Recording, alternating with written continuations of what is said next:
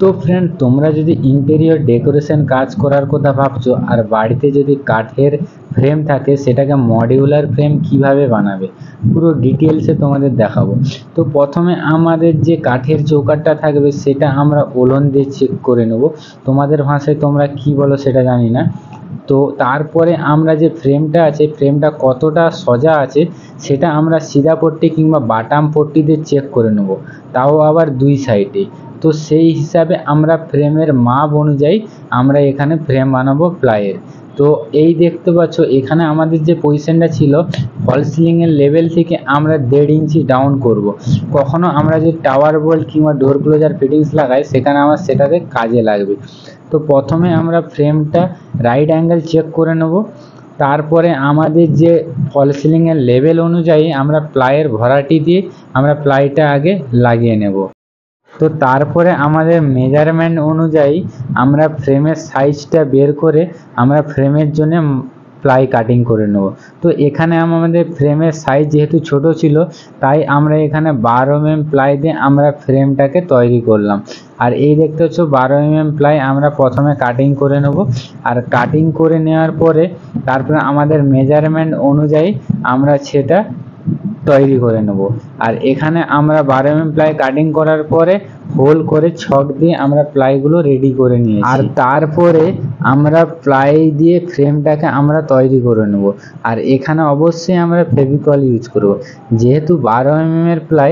তো এখানে আমরা 1.5 ইঞ্চি নেল দিয়ে আমরা উপর নিচর করে আমরা ফ্রেমটাতে নেল দিয়ে আমরা লাগিয়ে দেবো। আর এখানে নেল দেওয়ার পরেও আমরা এখানে স্ক্রু করব। তো এটা তোমাদের ভাষায় তো অনেকে পেরেকও বলে থাকে। তো একইভাবে আমরা আরেক সাইডের যে প্লাইটা আছে সেটাও আমরা রেডি করে নিলাম।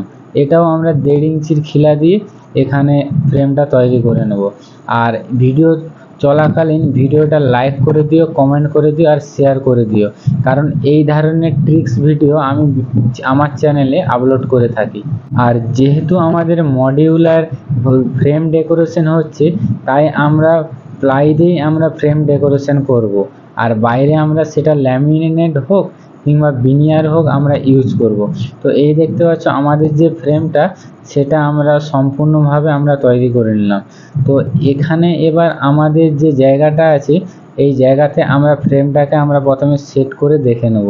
আর ফ্রেমটা সেট করে দেখে নেওয়ার পর এই ফ্রেমটা আমরা ওয়াটার লেভেল আর ওলন দুটোই আমরা চেক করব। কারণ যেহেতু আমাদের মডিউলার ফ্রেম হচ্ছে ইন্টেরিয়র ডেকোরেশন, তাই আমরা ওয়াটার লেভেল প্লাস আমাদের রাইট অ্যাঙ্গেল দুটোই আমরা অ্যাকুরেট রাখবো।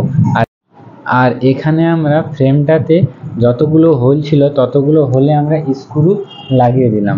তারপর ওপরে আমরা সোজা করে নিলাম আর ওলন করে নিচেটাও আমরা সোজা করে নিলাম। আর ফ্রেমের দুই সাইডে আমরা দেখতে পাচ্ছ স্ক্রু ধরা দিয়ে আমরা দু সাইডের মাথার দিক করে সোজা করে নিয়েছি।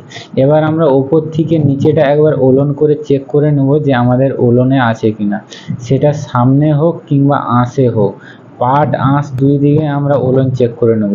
তো ওলন চেক করে নেওয়ার পরে এই দেখতে পাচ্ছ আমরা যে সামনের দিকে ওলন করেছিলাম সেটাও তোমাদের দেখালাম। আর দুই দিকে আমরা ওলন চেক করে নেওয়ার পরে যতগুলো স্ক্রু আছে সবগুলোই আমরা টাইট করে দেবো। আর আমরা বাটাম দিয়ে যে জায়গাটা আমাদের খাল আছে সেই জায়গাটায় আমরা প্লাইয়ের খিঁচ কাটবো। খিঁচ কেটে আমরা এই সিধা পট্টি কিংবা বাটাম বরাবর দেখতে পাচ্ছ জয়েন্ট মিলিয়ে দিলাম।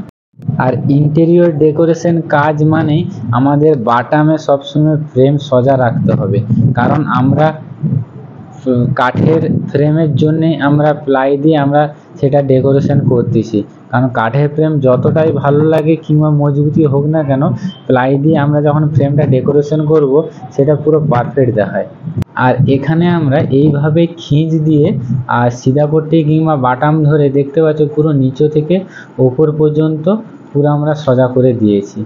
আর এই সাইড আমাদের যেহেতু ডান সাইডটা হয়ে গেছে, এবার আমাদের বাঁ সাইডটাও করব। আর পুরো ফ্রেমটা রেডি হয়ে যাওয়ার পর বাইরের দিক করে আমরা 12 mm এর প্লাই আমরা লাগিয়ে দিলাম, কারণ আমাদের যে বাইরের যে ফিনিশিংটা সেটাও পুরো পারফেক্ট দেখবে। এই দেখতে পাচ্ছ পুরো ফ্রেমটা তোমাদের সামনে পুরো পারফেক্ট করলাম। আর এই ফ্রেমটা রেডি হয়ে যাওয়ার পরে আমরা রাইট অ্যাঙ্গেল একবার চেক করে নেব যে আমাদের ফ্রেমটা পারফেক্ট আছে কিনা। আমরা সেটা দুই সাইডেই আমরা রাইট অ্যাঙ্গেল চেক করব, প্লাস আমরা ওপরেও আমরা রাইট অ্যাঙ্গেল চেক করে নেব। আর ইন্টেরিয়র ডেকোরেশন মানে আমাদের রাইট অ্যাঙ্গেলে সবসময় কাজ করতে হবে। তো ভিডিওটা ভালো লেগে থাকলে ভিডিওটা লাইক করে দিও, শেয়ার করে দিও আর কমেন্ট করে দিও। আর চ্যানেলটা সাবস্ক্রাইব করে নিও, কারণ আমি এই ধরনের টিপস ভিডিও আমার এই ইউটিউব চ্যানেলে আমি আপলোড করে থাকি। আর আমাদের অ্যামাজিং কিংবা লেটেস্ট ভিডিও কিংবা ট্রিক্স ভিডিও, শর্টস ভিডিও পেতে হলে বিশাল লাইফস্টাইল ফার্নিচার ফেসবুক পেজ কিংবা ইনস্টাগ্রাম পেজ এটা তোমরা ফলো করে নিতে পারো, কারণ এখানে যে ভিডিওগুলো